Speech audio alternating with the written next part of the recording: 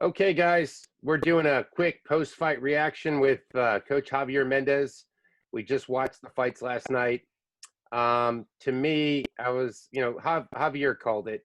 He was saying how Usman was going to use his wrestle. He was going to stick to his game plan. And, Jorge comes in. He didn't make any excuses in his post-fight comments. He said, it is what it is. He's like, if that's the only chance you get to take the title fight on 6 days, you take the title fight. But he had to cut 20 pounds, and that weather was hot. I saw a couple of the earlier fights. People were gassing. Like you were there when Habib fought. People gassed earlier there, didn't they? In the early. Yeah, man. It was the heat's unbearable, and I was kind of wondering how are they going to manage to go out there when it's open like that. It's crazy hot over there. This time, it's crazy hot.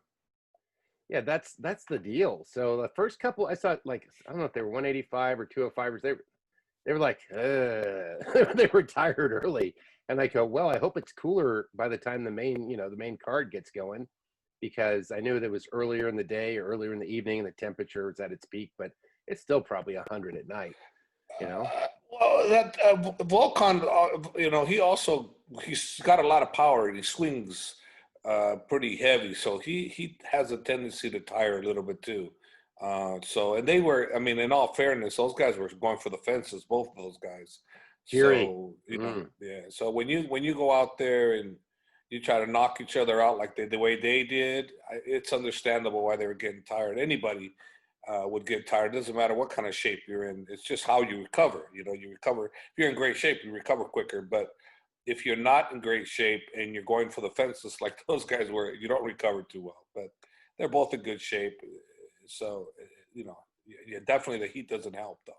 It was interesting because I watched Jiri fight when he was in Ryzen before he came to the UFC. Like he pushed off coming to the UFC earlier because he wanted to be ready.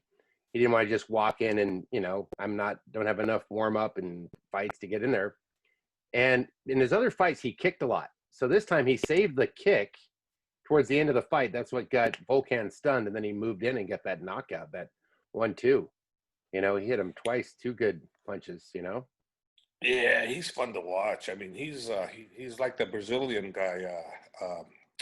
What's the 6'6" guy? What's his name? The Brazilian guy that's like him. Johnny Walker. He looked like he was Johnny Walker, kind of, right? Him and Johnny Walker would be a boring fight or fun as hell fight. One or the other will happen with those two. I can't say real fun fight because you don't know, because they're such weird on their styles that it might be very boring. But I get a funny feeling that would be a barn burner between those two. But, it's just because they're so unorthodox what they do. Think about everything they do. That guy was switching up, doing this, doing that. I mean, he's fun to watch. He's fun to watch. It was a fun fight. Yeah, he was. I mean, that's the heat. If he got in a different climate, maybe we would have seen even more. But it was, ultimately Volkan.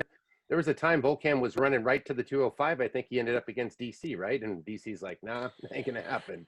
Yeah, it was Volkan. He was killing everybody. He had a quick three KOs really quick. So he had a quick rise, and then almost as quick as the rise, the downfall was almost as bad too. But he kind of rebounded, and now I mean, Volkan is good. He's not great, but he's good. And he's got massive power, and he's still dangerous. He still has some title contention runs in him. Well, let's see what happens. But obviously it's the new guy now.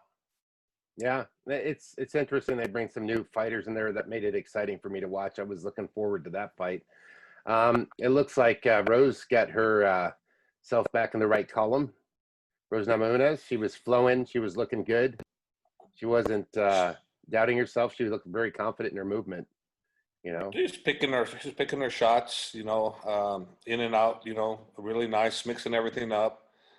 She fought beautifully. I enjoyed her style, her tenacity and how she can pick the openings and then, move forward. And, with Andrade, you respect her that she didn't give up whatsoever. She kept trying throughout the whole thing and trying to throw some heat, trying to create something, but Rose was just too elusive. And, I really commend Rose for being able to, go up against a person that slammed you like that and knocked you out, and you come back and you thoroughly gave her MMA lesson, I guess you could say, like a boxing lesson, right? But MMA related, and she did. Yeah. Now, I was talking to Tony earlier. They were telling Paige VanZant, like, you're done, or somebody said that. I don't know if that's true or not, but like, she doesn't, like, she was in there, she was over with real quick. Like, she hasn't really been in the win column too much lately. Really popular on Instagram, but she's not really, upping herself on the level. Usually the UFC gives you what, 2 fights and you're out, unless you're just a barn burner of a person that throws it all in there. And Dana's like, yeah, I don't care. I'll give you 4 fights because you bring it every time and you make it exciting. Well, okay, you got to understand with her, she's a moneymaker. Okay, she creates interest. People want to watch her. So she's a needle mover. Whether you like it or not, she's a needle mover. Her Dancing with the Stars proved that. So she may not be as good as the other girls, but she comes to fight. She's a needle mover. The problem with her, I think personally, is that she started talking about how the pay is not good enough. She wants to explore other options, and look what happens. Obviously, when you talk like that, the promotion that's hosting you at that particular fight is not going to really want you very much because you're not talking very good about them. So obviously, I don't know what Dana has said, but I'm assuming Dana's like, hey, go on, find yourself another better deal, and good luck to you, and when you get some more wins, come back and see us again, so I think that we'll see who's interested in her. There's 2 other big organizations. They might very well be, because she's a rating. She's a needle mover, and when you got a beautiful woman that's charismatic like she is, she could create that again. So obviously, you can't be 5-4, and she was 5-3 when she went in there. She didn't have a great record to begin with, but she got a lot of the spotlight, so why? Because she's a needle mover. So, Yeah. like her or don't like her, people like watching her. And I myself like watching her. So, do I think she's the quality of the other girl? No, I definitely didn't. I would never put money on Paige. But if I was matching that show, I would have never gave Paige such a hard fight. Never. Because a needle mover like her brings the audience, more audience, because she's very girly like, and I don't mean like girly like she's just very feminine, I guess, Mm-hmm. qualities that most fighters don't show. And she has all of those qualities, and she's bubbly, and like I said, she's fun to watch, really. It's just got to give her the right matchups. Yeah, I mean, the counter, she's won enough fights. She's not a CM Punk who could have been a needle mover, but get wiped out so badly they didn't bring him in for another guy. And, no matter what kind of following he had from before, he could be an Instagram star, but it doesn't always match up perfectly in the ring. Yeah, Uh, and that's the thing, she's not a CM Punk. She's definitely UFC material. She was. It's just she wasn't as skilled as the girls that were ahead of her. That's all. And you can put her with a lot of girls, but she's an underdog, and in this particular case, she was a huge underdog, and rightfully so. But again, she still has, in my opinion, she's got star power. She's a needle mover, and we'll see what happens if this fight has helped her or hurt her. I would think it hurts her a little bit. How much, I don't know, but it's all about rebuilding, and now we've got to see what promotion is willing to bring her in to rebuild, or is she going to move on to another career? In all fairness, when you're not a champion, it's really hard to make good money, like she's talking about. I mean, but most you can make when you win a fight at her status, maybe 80,000. Or maybe a little higher. If you win a fight, if you don't, you get like 40 and probably 40 to win. And she's at that status, like a 40-40 type. But if you compare that to all other fighting sports, it's really good money. Not many other people in boxing, other organizations that are not, the main event, are making 40 and 40. They're not even making 40 total if they're just not, and all you have to do is look at the boxing records from the commissions to see the payout, and you'll see that I know she's complaining, but she's getting paid pretty good. well, that exposure helps her other social media, and it keeps the balloon floating with money for her. As far as the card, Petr Yan lived up to my expectations. I was feeling Petr Yan. I think you were too, kind of. I mean, Aldo, he's been through so many fights, and he was facing a hungry Petr Yan. And in the beginning, Aldo was doing really good, but then I noticed a lot of Russians. They start off, they start feeling you out, they start seeing where you're at, and it looks like, oh, he's not making a move. Then they start closing and closing. They're like chess players. They don't just blow it all in the first move. A lot of Russian fighters I watched are like that. They want to get their read on you. They want to get your timing more. They're not just like, out of the gate. What was your take on that fight? Well, as the fight started off at the beginning, Jose Aldo went perfect, going for that lead calf kick. And basically, you could see, Jan switch stances. And every time he'd go back to right-handed, Aldo would go for that leg. And then when he switched southpaw, Aldo would go for the middle kick, right? Mid or up above kick, and that was the right strategy. But as the rounds went on, Aldo did stop kicking. And when he stopped kicking, that's when Petr put on the pressure on and basically closed the show. So I think it's a matter of Jose getting tired, and because he stopped kicking. He got tired and the pressure came on. And, like you said, he was a younger, hungrier fighter. And he also didn't have to lose as much weight. Remember, Jose is always used to fighting at featherweight. Now he's fighting at bantamweight. Yeah. So he's dropping a lot of weight, and he looked very muscular. So you got to imagine that the weight cut must have something to do with it too. And the desire, you can only stay on top for so long. And man, he's been one of the great ones, and he'll be remembered as one of the greatest ones that ever do it. But maybe it's time, maybe it's time for him to think about something else. Who knows? Only he knows. He definitely doesn't have to. He definitely got title runs still in him, but things have to change. He has to put on that pressure, not for one or two rounds. For 1 or 2 rounds, he's got to do it 5 rounds. And he did 2 good rounds in my opinion. After that, he started fading. Yeah, he, Petr, he was ready for it. He did keep switching his legs. He saw Jose's game plan. And Jose was lighting him up pretty good. He could have, if he would have kept going just a little bit more, he might have had him in a lot more trouble. But apparently the power that came out towards the end, and what he still had plenty of gas in his tank when Petr launched on him at the end.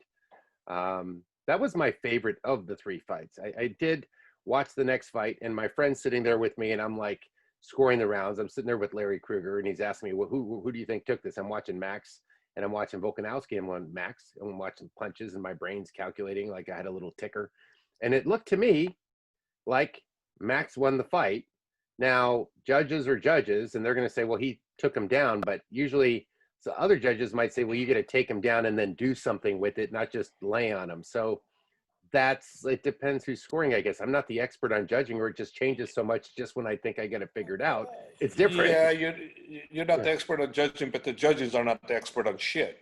They got that thing wrong all the goddamn time. That's why Dana gets all upset, because he doesn't have a decision in picking the judges. That's not up to him. He can't pick the judges. But the judging criteria needs to change. And if you take somebody down, you take somebody down. But if they get right back up, like Max did, what does it count? It doesn't count for nothing.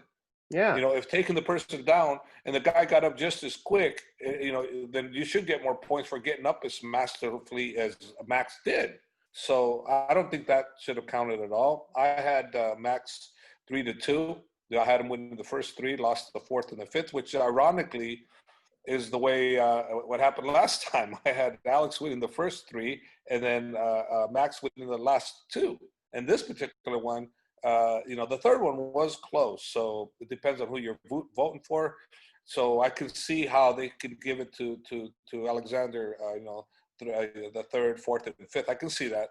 But I personally, if I was judging, I'd have gave it to Max. And I thought, okay, when Max got taken down in the 5th round, I said, oh crap. I go, that takedown in the judge's eyes may just give them the round.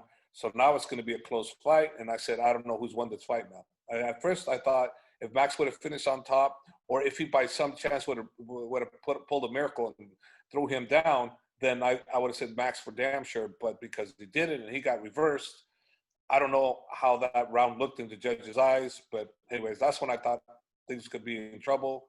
But I still thought he pulled it off. But apparently the judges did not. And that's one of those, you can't leave it to the judges. I haven't spoken to anybody that thought Max lost. Everybody I've spoken to, Dana White, I saw a clip where he had all the reporters talk. Anybody you guys think that Max lost? And not one of them said that they thought he did lose. So everybody thought Max won. So Yeah, again, but it was I close. saw an It was article like close. that too. Like Dana was sitting there going, "Yeah, I mean," he's like, "I got to fire these judges or something like that," because I could see that point because Max was a good star. The UFC had him building. He was a great needle mover for them, and then two of the same kind of fights where you're kind of sort of middle lose. You don't get wiped off the mat. You don't go, man, Volkanovski handled them on either one of those fights. You know, Mm-mm. the first fight we said, Mm-mm. hey, Volkanovski started getting punches and kicks in first. The second fight, we're like, Max got off early. Like you were like, he needs to come in Max quicker. hurt him. Max Yeah. hurt him both first and the second round, you know, and I mean, it's just that I didn't. I thought Max would start off early. He would do great, and that's what he did.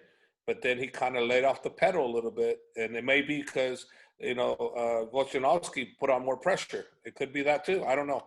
I just know that he didn't, and I think that probably cost him in the eyes of the judges that were judging. But the fans watching worldwide, I guarantee you the poll would be 70% thought Max won. But again, that's not 100%. That's 70. So there's a 30%. So don't leave it to the judges. And it would really suck if you put money on this fight and you're going, hey, you took my money. You know, if you were a betting man, I mean, that would, Yeah. you'd be like, no, that wasn't fair. If you're a betting man, that's not fair. You feel robbed. You feel cheated, and Right. rightfully so.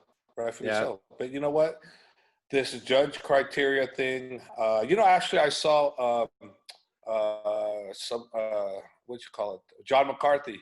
I saw a little thing on Instagram with him, and he's bitching about the judging, and he thought, how the hell can those guys give it to Volkanovski? He goes, there's no way in hell. He goes, Max won that fight. They ripped them off, and I'm sure that's how Max feels, and I'm sure that's how a majority of the people feel. But the bottom line is, truthfully speaking, if you look punch for punch, kick for kick, action per action, Max was the aggressor, but when it comes to actual contact, they're both almost identical in contact. So that third round was very close. So Yeah. I saw it for Max, and I could see other people seeing it for the champ.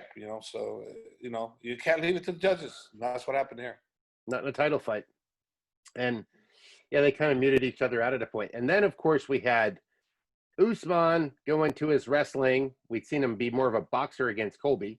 And I was going, ooh, maybe this will be cool boxing. But Jorge was pressed up against the fence for 90% of that fight, it felt like, Well, yeah, because, like I knew, there's no way in hell that Usman was going to do that with what he did with Colby, because George is a different level striker. And let me tell you something. A lot of people, they don't understand the concept of well, if you did it with this guy, why'd you do it with this guy? Well, there's a difference of wrestling, okay, or the threat of a takedown. When Usman and Covington, they both fought, they didn't give a damn about taking anybody down. They just wanted to slug it out. They were not going to try to wrestle. And Usman did not want to wrestle him whatsoever. Did you see him shoot one time or even threaten one time? No. Why? Because he wanted to beat him up with a stand-up. If anything, Covington might have tried halfway takedown. I don't remember if he did. But both of those guys was going to be a stand-up fight. Let me tell you, if he decided that's what he was going to do with George, it would have been a short night. George would have took care of him.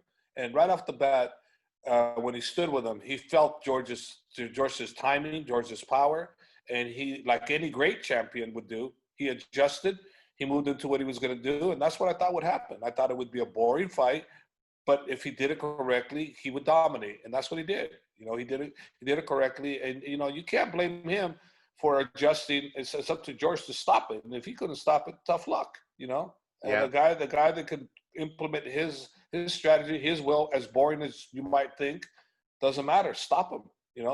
It's your job. But if you can't stop him, then guess what? Tough shit. He's the champ, and he'll continue to be a champ as long as you can't stop whatever he wants to do. And if he's able to dictate the fights like he did this one, how are you going to stop him? Right. I mean, you're fighting for a pay scale. I mean, here I am. Let's say your fight is 500 as a champ. I don't know if it was that much, but let's just say he's getting 500 as a champ in pay-per-view points. If you lose that, you're instantly down to 200, 250. I see people's pay drop pretty heavily unless they sign a big fat contract like some heavyweights have in the past, that even though they were like in the middle, they were still rocking because they signed it when they were at their peak. They were on the negotiation table when they were the high number, the needle mover. But nobody wants to go to be, hey, listen, I can be exciting for you fans and lose my job as the champ and go back to being another fighter. Man, he's going to fight his own fight. He's like, yeah, great, you're good at striking, George, but it's time for wrestling because I'm keeping my job. I mean, that's what any smart person would do. You know? Well, being a fighter myself, that doesn't enter your mind. You're looking at, I don't want to lose my title. I don't. It's not a job. You're looking, I don't want to lose. The one thing that all fighters have that's almost universal worldwide is we all fear losing. We're not afraid of any opponent, but we do fear losing. So, we're not afraid of getting hit, but we're afraid to lose. So if there's nerves coming out and I'm doing in the restroom and this and that, a lot of it is related to losing. Don't want to lose. And if you got it, the tougher the opponent, the bigger the nerves because of that reason. You don't want to lose. Nobody wants to lose. Everybody wants to win. If you knew you were getting guaranteed win, you're going to go into a fight and there's no way this guy's going to be just 100,000% in the bag. You'll see what kind of confidence you have and how you come out there. But if you don't, man, it's tough. It's really tough. So it's all a matter of winning and losing. And we're as a fighter, we don't want to lose. So George did not want to lose, and he fought like a true warrior. And fighting that fight on short notice, and he did it. I mean, from his perspective, man, you got to give him applause. He did some incredible things. Really, really good. It's just that he needs a better camp, and he knew that. He knows how to get the system right. He was asking for more money, and due to the fact that they weren't giving it to him because the situation wasn't right. Well, guess what? The situation was right. He asked for more money. He got it. He's happy. He made a good thing for his payday, but he definitely didn't want to take the L. He definitely was going in there to win. He didn't go over there thinking, oh, I'm going to lose. He went there thinking, I'm going to smash this guy. I got better pay, great opportunity. Boom, happy. At the end of the day, it didn't happen for him. But I guarantee you, he would have taken that W, and would have preferred to have a full training camp if he was given that opportunity. But that didn't present itself. And you want that pay? He did the right thing. You want the pay? We're going to give it to you this way or not? Yeah, I'll take it. I think he would do great if he trained at your gym with all the wrestlers you have. I think that would up his game. That's just my opinion. I know you're not looking to recruit, but no, he's fine. He's fine where he's at. American Top Team's a great team. They got great wrestling coaches over there, and his lifestyle is over there. No, he'd probably be miserable with us. Why go from such a paradise type scenario to more of a nut and bolt type of hard work, hard living situations where we're at? He's perfect where he's at. He's got a great gym and a humongous professional. They have a tremendous amount of fighters over there. They probably got us beat, probably 15%. We have what they have over there. They got hundreds of pros over there. They do have a lot of teams in Florida, but hey, you never know how. No, American Top Team, not teams. Yeah. American Top Team. American Top Team by themselves. They got hundreds of professional fighters. And the one thing that they don't have, in my opinion, from what I see, not from what I know, is they're not as close-knit, the whole team, as we are. There's always going to be a few here and there that are not, but the majority of the people with us, they're very close-knit. We're in together, but not everybody. Not everybody's going to see eye to eye. Not everybody's going to be like that. But from what I hear, it's not that way over there because there's just way too many fighters. I just have a feeling you guys, it's just me, guys, no pressure on Hav. I have a feeling the chemistry of him working with you would be great for him. And you never know. People just show up. You were going, I remember you're like, oh yeah, Tai Tuivasa, I like that guy. He's pretty cool. And all of a sudden one day he's at your door. You're like, oh, Tai Tuivasa's here. That's how it happens sometimes. Well, no, there was more to it than that, but he got an invitation. It wasn't through me, but he got an invitation. But yeah, he didn't just show up unannounced. He was invited, but it wasn't me that invited him. Well, it's not everybody's a fit for AKA. There's a culture, that's for sure. Like you have a team vote on who can come there, right? That's pretty much who it is. Usually there's been circumstances where that's the norm doesn't fit, but usually there's a team vote, and usually I'm involved in it, but not always. Sometimes, things slip between the cracks, and sometimes I don't want to deal with things. So So sometimes things happen, and not every team's perfect, and I'm definitely not perfect. I've screwed up so many times that but when I screw up, I'll admit it, but I screwed up a lot. Keeping a team together is probably nobody understands. That's why every time people ask me, well, what's the greatest achievement you ever done? I said, we're still a team. And they'll go, well, okay, well, it's not any of your champions winning titles. No, that's not my biggest accomplishment. We're still a team. We're still together. That's my biggest accomplishment. Yeah, As sad as that sounds, but it's a that's great it. accomplishment because one shiny guy in a room full of 50, yeah, go Billy, go Billy. And what about everybody else? Oh, they're just shadows in the room. I mean, come on. But nobody understands that. Nobody understands that. Every time I say that, they ask that question, and I say that exact same thing. Nobody's like, oh, it's like, they wanted to hear Habib or Kane or DC or Frank Shamrock or, all the other guys, they want to hear that. Luke Rockhold, they want to hear that, but no, it's not that, it's just, we're still a team.